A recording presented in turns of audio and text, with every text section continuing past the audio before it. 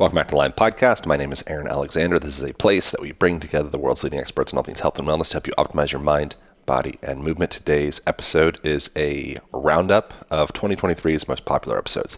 This episode will include clips from Laird Hamilton, from Mike Israetel, from Peter Crone. It goes into breathing, it goes into training, it goes into human sexuality, it goes into a lot of interesting directions. I think you guys are going to really love this. Thanks so much for following along with us this year. Thanks for the growth. Thanks for sharing. Thanks for subscribing.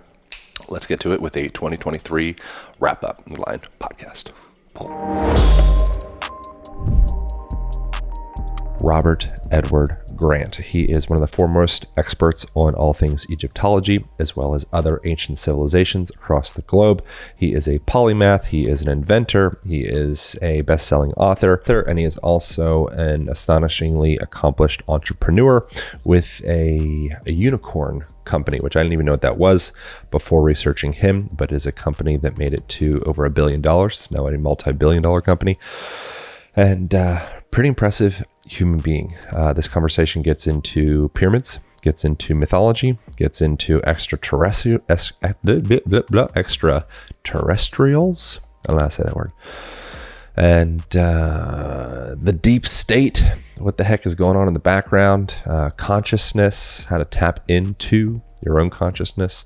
Really fascinating conversation, fascinating human being. I think you guys are going to enjoy this thing. Let's get to it with my guy, Robert Edward Grant. This was handed down from ancient Sanskrit. So this is very ancient. It's kind of like Bhagavad Gita type of stuff. Number one, you will receive a body. You may not like it or not, but it will be yours for the entire period and round this cycle. 2, you will learn lessons. You are enrolled in a full-time informal school called life. Each day in this school, you will have the opportunity to learn lessons. You may like the lessons or think them entirely irrelevant or stupid. Number 3, and that's the whole point, you're supposed to forget all of this. You don't know this when you come here. And that's the whole point. You come in this game, you're trying to remember it. Yeah, that's the adventure. There'd be no adventure if you Exactly. Number 3, there are no mistakes, only lessons.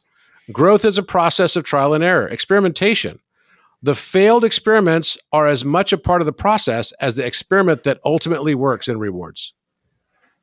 Number 4, a lesson is repeated until it is learned. A lesson will be presented to you in various forms until you have learned it. Then you can go on to the next lesson. Yep. So if you keep experiencing the same cycle, same experience in relationships, the same experience in career and job, right? There's probably a reason, because there's something that you yet still need to learn and integrate fully. Number 5, learning lessons does not end. It never ends. There is no part of life that does not contain its lessons. If you're alive, there are lessons to yet be learned. 6, there is no better place than here. And now, when you're there, quote unquote, has become here, you will simply obtain another there that will again look better than here. 7, others are merely mirrors of you. You cannot love or hate something about another person unless it reflects to you something that you love or hate about yourself. that's why family can be challenging. So that means if you spot it in someone, you got it. If you want to call out someone for what they do in their bad behavior, usually it's like I used to work with people that used to complain about so-and-so being so arrogant. And then I started thinking, well, the guy that they're calling out as arrogant is not really arrogant. The most arrogant people that I've seen around here might be the guy who said it. It seems like compassion is kind of like the shotgun approach. Like you can be a dummy and just lean on compassion, and you kind of sort out a lot of this math stuff, and it just math just happens for you. Very true. But you also still have to learn how to balance your brain. Now, so let's say that I like physics and I only like physics. My brain is going to be more challenging for me to balance than if I liked a broad range of things. It's just like working out one part of your muscle and not working out, it's like working out your bicep, but not your triceps. It doesn't really work, right? You have to kind of do it in balance. Otherwise it's off. So if you want to get a balanced brain, you have to study an equal part of geometry, an equal part of art, an equal part of music, an equal part of mathematics, an equal part of astronomy, an equal part of the physical sciences. Could you just passively be studying geometry by doing something like being an athlete? Like if you're a quarterback, you're a genius with geometry, but you don't necessarily have the numbers to apply to it, but you're a lot better with geometry than probably a lot of mathematicians. You're probably at an unconscious level, you're probably right, but not necessarily at the conscious level, right? At the conscious level, you probably want to be able to understand those principles because those principles have value to you. They definitely bring value because, I look at it like this. So philosophy in its applied form is mathematics. Applied mathematics is geometry. Applied geometry is biology, right? Or rather, applied geometry is physics. Applied physics is chemistry. Applied chemistry is biology. Applied biology is psychology. Applied psychology is sociology. And applied sociology is back to philosophy, and applied philosophy is back to mathematics. So it goes through this whole loop. So there is no such thing as separation, right? It's like math and physics is just a language. It's like the computer code underlying the simulation that the architect or God figure made for us to experience this life. And ultimately, why are we here? I believe we're here to remember who we are and to learn how to love and how to be loved. I interrupted the rules of life. So the rules of life, to finish the rules of life, we can't leave that. People would be like, no, what are the last two? That's right. There's two more. Yeah. What you make of your life is up to you. You have all the tools and resources that you need, and what you will do with them is up to you entirely. The choice is yours. The answers lie inside you. This is number 9. The answers to life's questions lie inside you. All you need to do is to listen and trust. I think this is a really good way of looking at life. And once you realize that, it's like all the things that you still get triggered by are the things that still need to yet be transmuted. Yeah. There's a resonance within you. Yeah. If you don't like what you're experiencing in your outer world, then stop and say, wait a minute. Am I still judging this thing? Am I still judging this thing? Because if I am, it's going to continue to show up everywhere in my field. Yeah. If you don't like it, love it. Yeah. Very well said. I like that. If you don't like it, love it. Here we go. I love that. It's like, what people think often is that we're in this game and we're here to transcend or get out of this earth, simulation game or whatever. And we have to fight against all the bad. We have to fight against all the things in the world that are just injustices, et cetera. All that will happen, the more we fight against things, is we will get more pushback and more fight back. And the number of people that are suffering from the things that we're judging will increase exponentially until we finally learn to let it go. And once we finally learn to let it go, then we can start to find peace.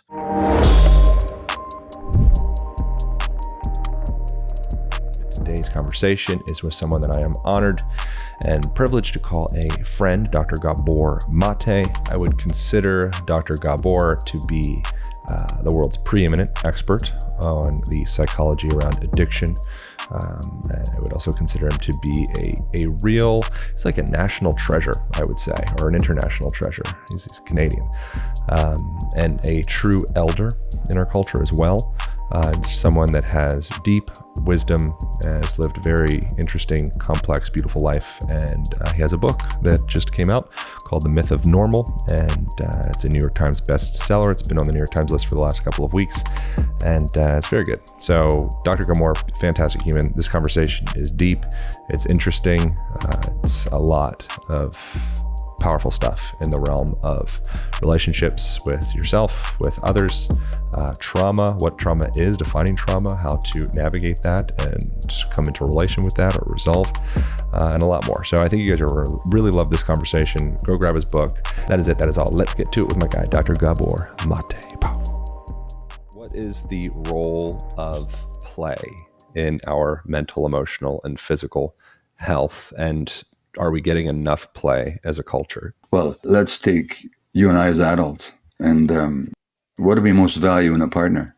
Dynamic, trusted, playful, loving relationship. Playful, you said. Creative, yeah. Expansive, freeing, and liberating, and fun, and humorous, and and curious. So play is sort of action or interaction that has no other agenda. So foreplay is not play. In that sense, there's very much an agenda there. But if it's really playful and gentle, it doesn't need to lead anywhere. It may or may not, but it just exists for its own sake. Now, play is essential for human brain development. As I said earlier, we have a circuit in our brain for play. We share that with other animals. We share that with other mammals because play is essential for healthy brain development. Play is much more important for healthy brain development than intellectual input. Mm-hmm. So kids who get to play freely and spontaneously, especially out in nature, which most kids in our society don't, because we've replaced play with gadgets and screens and pre-programmed, pre-digested programs that other people have created with a view of getting our kids addicted. This is not conspiracy theory. This is conspiracy reality. I show the evidence in my book. There's been another book just published a week ago on how the tech corporations have taken kids' brains and studied them. How can we get them addicted? That's not play. So play is essential for healthy human interaction. Play means that you and I can interact non-threateningly to promote relationship. And it's just an essential aspect of human development and human activity. So, and we use the word play, like we call actors players, don't we? We call athletes players. Problem is, in our society, all that has become far too programmed and far too monetized. So we forget that these guys are players, and what they do, the essence of play is that the outcome doesn't matter. So that, not that you don't play to win, you want to win, but once it's over, it's gone, So it's become far too serious, far too monetized. And in the case of our children, we've robbed them of the freedom to play. And we see the result in all kinds of ways in children's mental health issues. Yeah, it's like finite games versus infinite games. It's another book written all about that idea. I feel like if you're playing a finite game, yeah, and you're practicing that on a daily basis with maybe your relationships or your business or your week or your month or your year, all of that, your goals.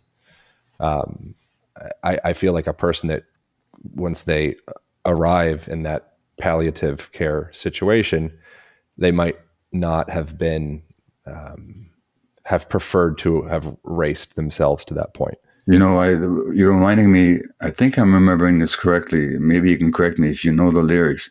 This Beatle, John Lennon song on the Revolver album where he sings, it's got Tomorrow Never Knows is the title of the song.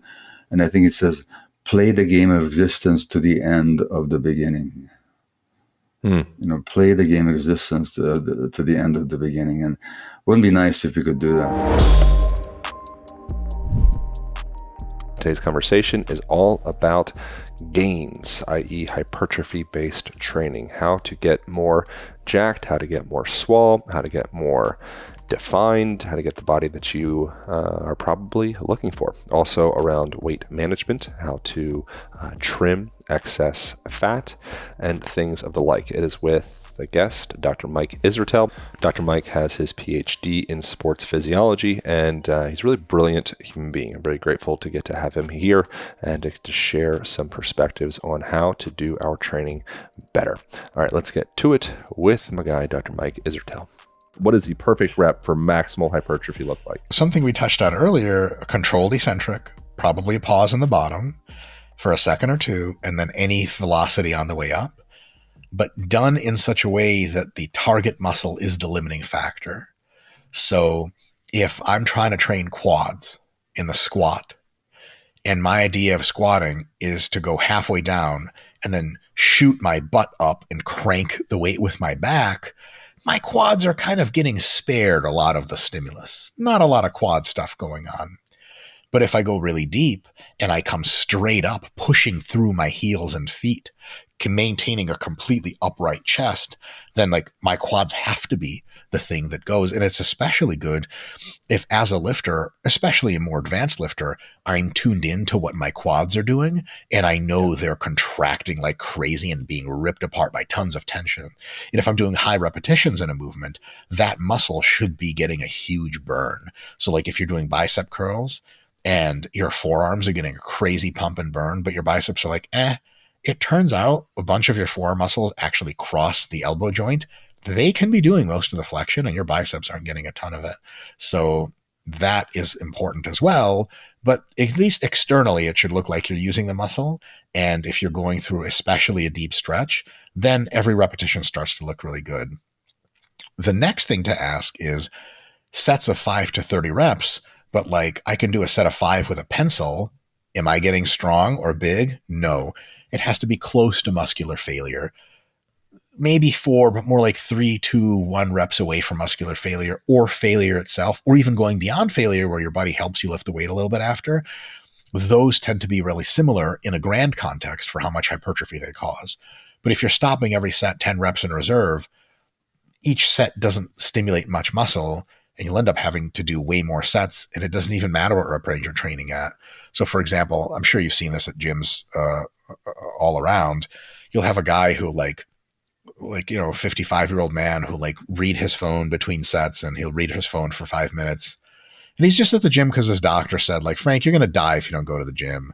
And then he does like the lat pull down. I forget who I was talking to. It was, the lat pull down combo to tricep extension, not even an exercise on the pull down machine. Like, I don't know what that is.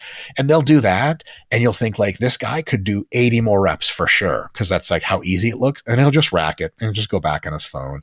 And he's like, what? I'm doing sets of 8 to 12, right? That's right between 5 and 30. And you're like, oh, but they have to be challenging. So there's something there that's missed. So there has to be what's called relative effort, has to be high. Grimacing, struggling. One of the easiest ways to feel that you're within the zone of training that's close enough to failure, that you're getting robust growth, is when it feels like the weight got way heavier all of a sudden. The attempt to move it faster has really slowed down, and it feels perceptively like it's pushing back at you. You know, if you're doing leg presses, you can like, woo, woo, woo, you just move that sled, and you get close to failure, you're like, oh, the sled gets heavier and you're slower, and you're like, what the hell? Does somebody turn the gravity up in this room? Every working set should feel like that for at least a few repetitions before you rack the weight, for you to be confident as a lifter that like, okay, that's a working set. And I can count that into my total sets per session or per exercise or per muscle or per week.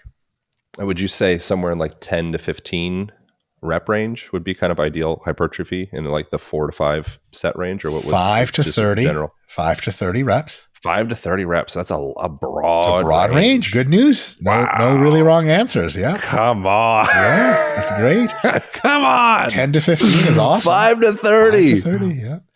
And the funny thing is that a lot of people will pin themselves into one range and rest their entire philosophy on it. So they'll say, look, sets of 15 to 25, the burn, the pump, that's what really grows muscle. If you're doing anything heavy or ego lifting, other people will say sets of 5, sets of 6, sets of 8. That's how you build hardcore muscle. And if you're lifting lighter, you're just a wuss. And both people are wrong in the sense that they think they have found the ultimate answer, and right in the sense that they're actually both correct and that it both works. It's like asking, what's a dog? An alien comes down and goes, what is a dog? And they, for some reason, speak strangely. And you say, this is a dog, and you show them like a teacup poodle. And then they point to a Great Dane and go, what's that? And you're like, believe it or not, that's also a dog. And they're like, nonsense. They point to a golden retriever like, this is only the dog. And you're like, that's the typical dog. But it turns out lots of different dogs are still dogs. Well, what would like this sculpting, for lack of better words, effect be of 30 repetitions compared to 5? Because my thought would be that 30 would be maybe a little bit more like, I don't know, it's a fruity word, but like incoming chiseling. Bro shit. Yeah, I don't know what the best word for that is, but like something that's a little bit more like sculpting of a muscle compared to lower might be. As far as we can tell. I don't, whatever, man. No, totally. What's the effect, like the actual objective physical effect of a muscle, 30 reps compared to 5? Because that's a pretty broad range. Yeah, none. Yeah. Externally, as you view the muscle through the skin, none, as far as we can tell. And there is not a decent theoretical rationale for such an effect. Oh, like, interesting. It's just like, it's just all, if you think about it, muscle growth stimulus, because it works on a molecular scale, is the force transducers measure force in imposition on the muscle. And if they measure a little bit of force, their cascade of molecules to the molecular machines that grow muscle, their cascade goes like a little bit. So it goes bing, bing, bing, from sets of 30, right? But you're doing a lot of reps, so it's a lot of pings, right? If you're doing sets of 5, the weight is fucking crazy. And then the cascade is more intense. It goes bing, bing, bing, bing, bing, bing, bing, bing, bing, but it's only 5. The total pings is the total amount of information received by the molecular machine to say grow. And it's like, I counted 30 pings, time to grow muscle. 1 ping per rep or 6 pings per rep, doesn't matter. And it works through the whole range. Another way to think about it is the muscle growth stimulus side of the equation is like filling up a glass. You say, okay, do we take a pitcher and pour it in really fast? Or do we take a little bit of water, like cut out a little hole in a water balloon and just let it sprinkle in? Doesn't matter. As long as the water gets in the glass, you're good to go. Now, there are limits to that analogy because we just can't, put it out there and after an hour of rainfall, it fills up. Endurance running does not grow muscle. So there's borders to this. But generally speaking, if you fill the glass up anywhere between 5 and 30 reps, the full glass is what we want.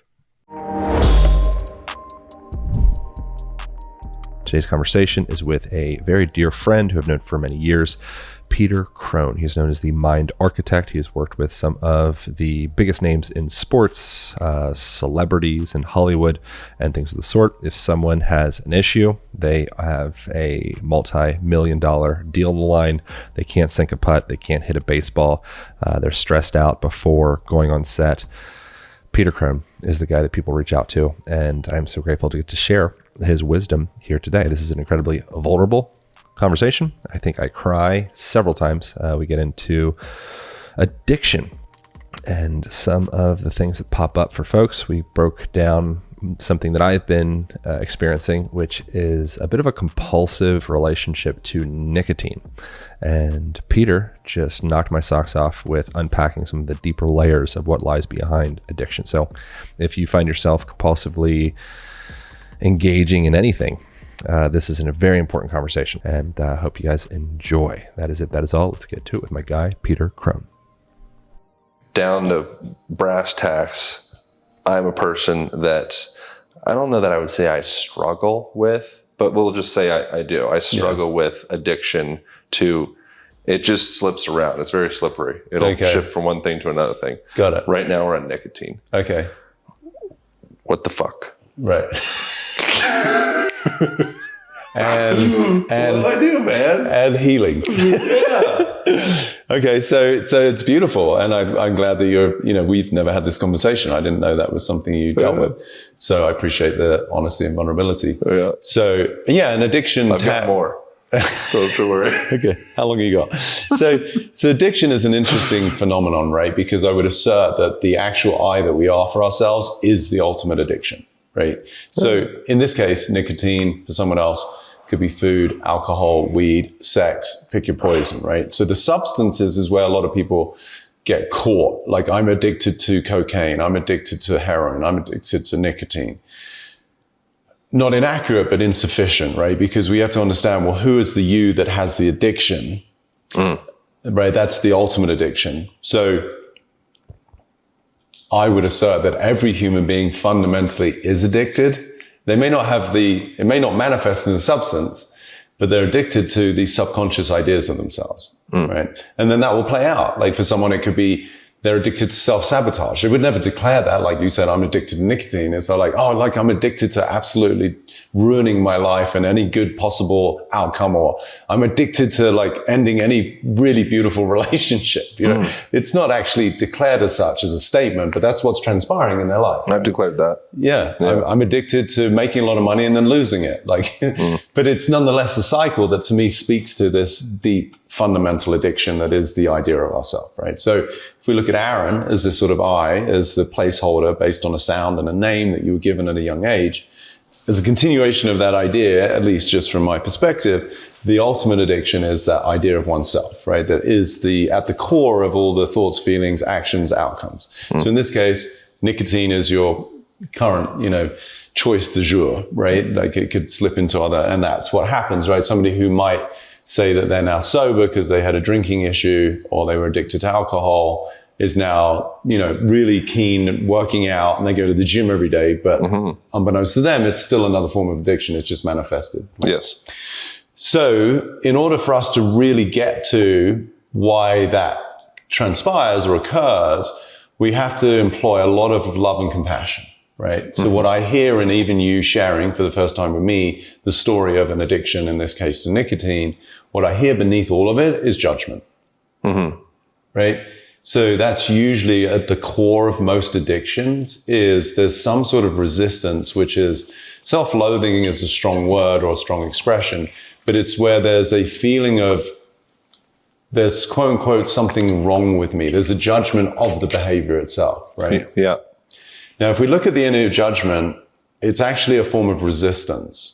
Right, you're at some level denying yourself. It's judgment, we could say, is sort of the antithesis of love and acceptance, right?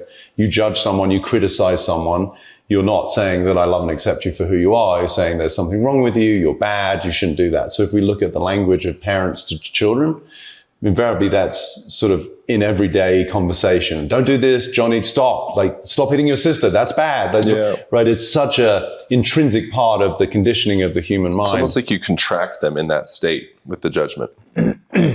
Yeah, what we hear is, from that perspective, is, because if you really go back to a very young age, before language, and this is why I love language, because in the absence of language, a baby will throw up on the aunt that's so excited to meet the baby who's 3 months old. Oh my God, like it's my little niece or nephew.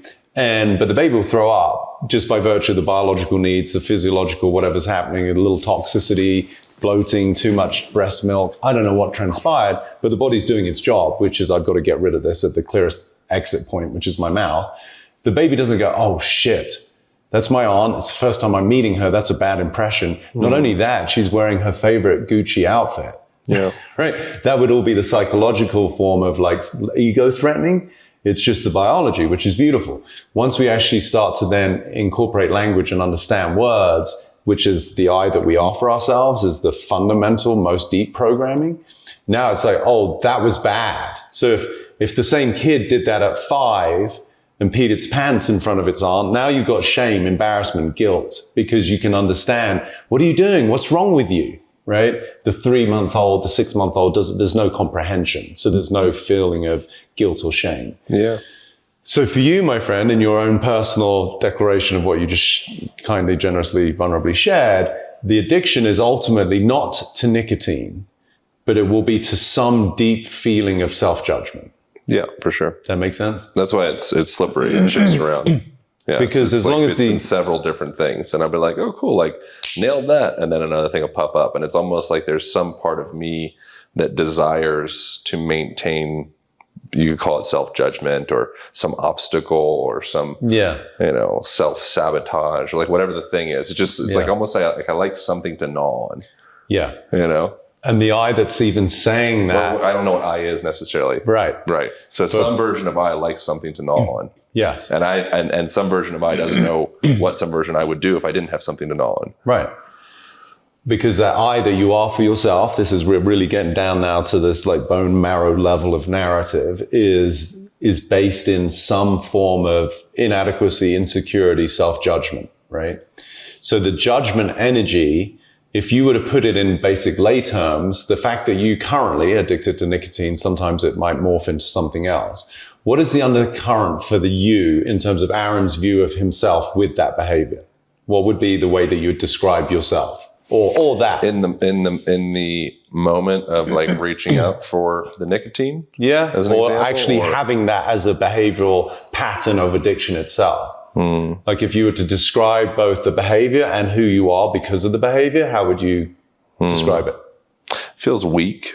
Weak, great. That's a judgment, right? Like, yeah, that's awesome. I felt that. That hit, right? Yeah. Yeah. Now feel that. So it's weak. Now put it in the first person. I am weak. Yeah. What does that feel like?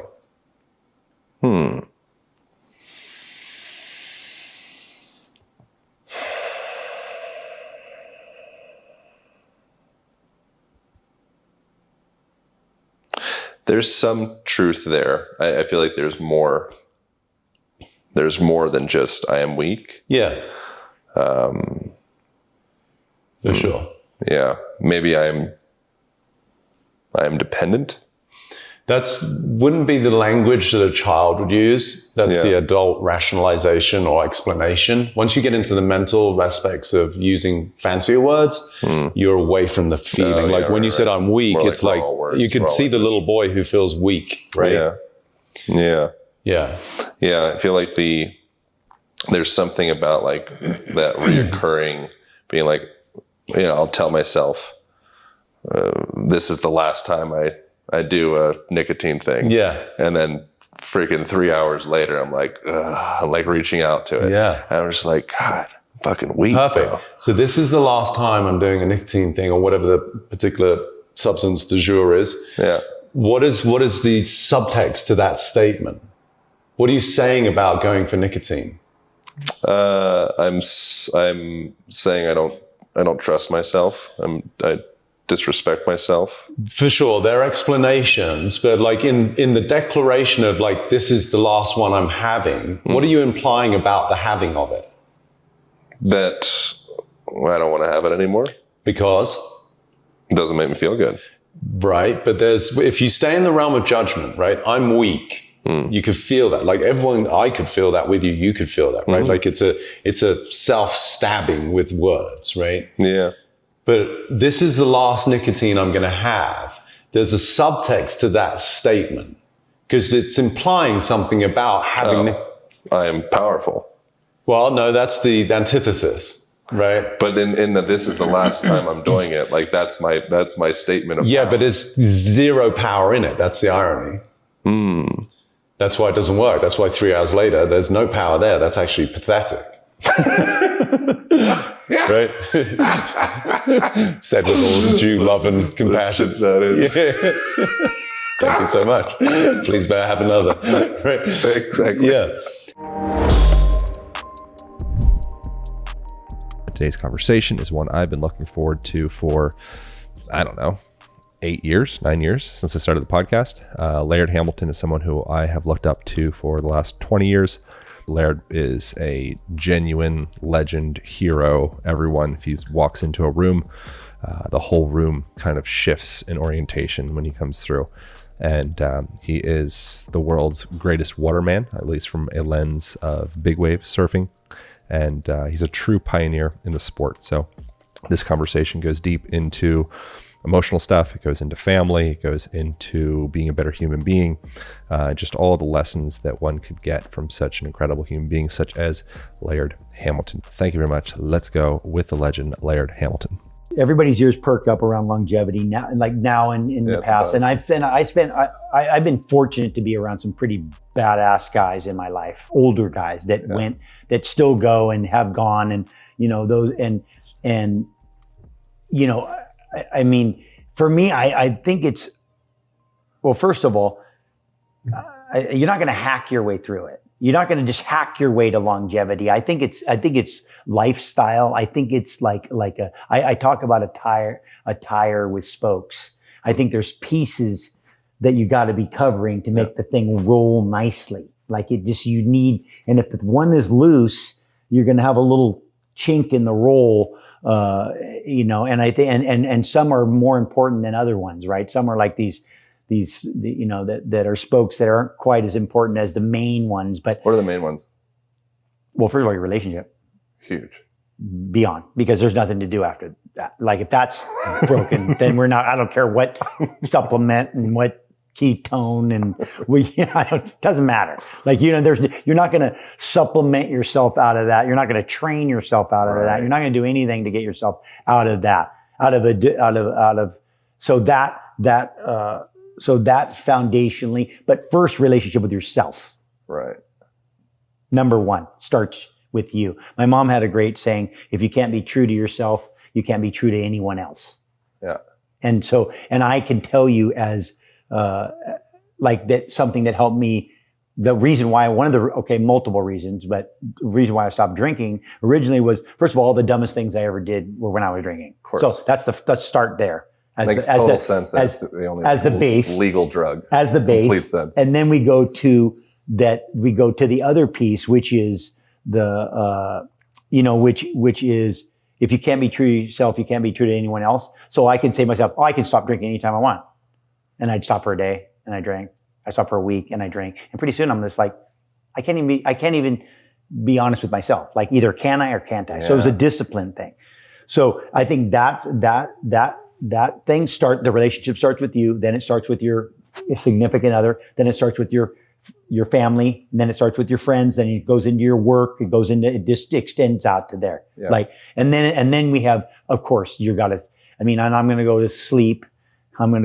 Like sleep, how important sleep is, how you got to make it. You got to cultivate good quality sleep. I don't care what you're doing, how you're doing it. People go, I have a sleep issue. I go, you're not tired enough. Yeah. Get tired. You'll sleep. Yeah, I promise. Exactly. I don't care what you tell me. Right. I don't care. Oh, I get tired. I go, not tired enough. You haven't rinsed yourself out. Haven't tired enough. Yeah. So, nice. Dog had to go pee. Yeah. So not tired enough, right? They can go so first of all, not tired enough. Yeah. Hi. Hello. No, welcome. It's cool. Oh yeah, nice burgers. Oh gosh, here we go, bro. Well done. This is good content right here. So not tired enough. Yeah. Right. So not tired enough, and then so that and nice. Yeah. I don't know if these guys have one. So sleep, and then gotta have a mission.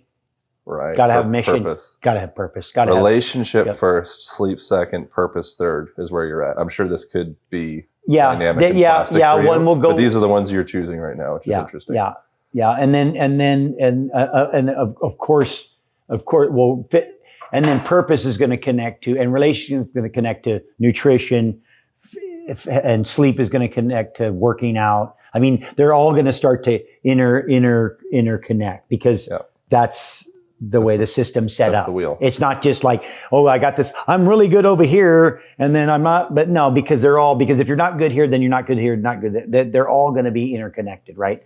Yeah. So you got to be, and then what you're consuming, not only what you're consuming nutritionally, but what you're consuming on your visually screens, what you're watching, what you're listening to, who you're spending time with. All those. So I think, like I said, it's pretty elaborate. Like at the end of the day, that's why I said lifestyle, because it's the way you're living. And if I look at the guys, you gotta have some enthusiasm. You gotta be excited. You have to be excited about something. Yeah. I don't care what it is, but get excited. I think that's a big piece of it too. So I think there's the mental, the physical, and the spiritual, right? And those have to be nourished in the way. The physical is, okay, I'm fitness, I'm eating, and then the spiritual is, I have my relationships, my, and then learning and being a student and being willing to be a beginner. And I mean, it's not just, hey, I eat wheat germ and I ride my bike 6 miles. Cause I'm like, okay, cool. Right. But, how are you as a dad? How are you as a lover? How are you as a friend? How are you as there's all of those pieces. And I think that I believe that that's a big, that, you know, the people that live in the blue zones and the thing, I'm like, yeah, okay. But what are they doing? Well, they're farming and they got a good community and they have a thing and they sleep perfectly good and they're outside in the sunlight. And, you know, like you go through the list and you're like, it's not just they live in the blue zone. And they drink wine and they smoke a cigarette and they go hang out with each other. And they do long dinners into the night and they start their dinner at 10 o'clock and they have this really strong knit community and they garden and they walk up and down hills with regularity and they wave to their neighbors and they make eye contact. It's all those like invisible, non-quantifiable variables that actually they're the longest levers in our health, but we live in a scientific reductionist culture that just focuses on that which is quantifiable. And so we're, you know, I think a little lost. To say the least. Crazy. It's crazy. Today's conversation is with my dear friend, Amanda Bucci. She is a life and leadership coach to some of the world's most influential CEOs. She is a spiritual psychologist, and she is a really brilliant, kind human being that I've known for the last 6 years or so. I value her perspectives immensely. And in this conversation, we get into some of the trap and trappings of shame, how to release them, how to investigate them within ourselves, finding internal liberation, the way that informs our physiology, our nervous system, the way that we think, the way that we feel, how we engage in relationships, as well as the multitude of relational containers a modern person can engage in, i.e. polyamory compared to monogamy, compared to whatever the freak else possibilities exist out there. This conversation goes deep into polyamory. Amanda is publicly engaged in a polyamorous relationship. She is married, in fact, in what seems to be a healthy, happy, well-communicative, polyamorous relationship. And she shares all about it on the internet. And I was very excited to get to extract some of the wisdom that she has encountered in her experiences over the years. She is a really brilliant human being. We also get into her most recent book, Followed, which taps into some of the psychological and sociological implications of social media, the way that we engage in social media, how that relates to the way that we engage in IRL, in the real life. So this conversation was fun. I think it was very meaningful. I think it was one that will be worth sharing to any friends or family or anyone that really participates in any form of relationship, including that with one with yourself. Let's get to it with my gal, Amanda Bucci. How does a partner curate or cultivate an environment within a relationship that makes the other partner feel safe to be authentic and be honest? Compassion is number one. Empathy, validating their experience, and really being an active listener when they have feelings. One of my favorite ways that my partner helps me feel authentic is he encourages me to share more. So if I share something, it's just like, tell me more. Like, what else is here? Like, is there anything else that you need to be able to express yourself authentically? And being able to like encourage that expression is really helpful. Being able to like praise your partner when they do share and remind them that it's safe to share. Thank you for sharing. I appreciate your share is always really helpful. What if it hurts? Well, you navigate, that's probably going to happen. So yes, all of those things are helpful. Like not everything is going to be like, oh, thanks for sharing that. Like you want to fuck someone else. And like, I feel really upset about that. And that's not always going to be how the process goes. Like that's a helpful thing to add. And if you're the sharer of information and you're anticipating hurt happening, it's really helpful to make as many disclaimers as possible to help someone disarm their guarded self. So number one, I want to talk about this, but I don't need to take action about it. Are you available for that? Is a really helpful way to start a conversation. Helps disarm someone. Like, okay, we don't have to act on this right now. Like, you just want to talk about it. Okay. Yeah, finality feels heartless. Right. Absolutes like, can be really intense. So okay, like, I'm not really involved in this. I thought we were a team. Yeah. Like, no. Right. This is final. It's like, oh. Yeah. Or just the energy of that. Of like, Right. no, like my authenticity is this is what I will do. It's just like, ugh. Oh my God. I It's was like a razor watching, blade. I love shows. I was watching Too Hot to Handle the reality show yesterday. They're so funny to watch because they're very immature. They're like 21 years old. And this guy was like, I'm going to go sleep in the bed with this other girl instead. I'll talk to you about it tomorrow. And like he was sleeping in bed with one girl, and then he literally whispered to her and slept in bed next to this other girl. And I was just like, the very, very final and heartless and like unempathetic. Yeah. And just like, this is just what I'm doing. And like, you know, people, when you're trying to share something that's authentic, it very often your fight, flight, fawn, and freeze responses are going to come up. Your nervous system is usually going to find a way to protect you. And that's what I mean about you don't know how someone's going to be when they're in an emotionally tricky situation. Even the person that is like the sharer or the one that wants something, even yourself, if you're the one that wants something, you don't know how you're going to show up. Like for me, I would people please and minimize what I want. That would be more of my strategy. And it would be really difficult to ultimately like say the thing that was the most true because I would be so terrified to hurt my partner. And that was my strategy for a long time.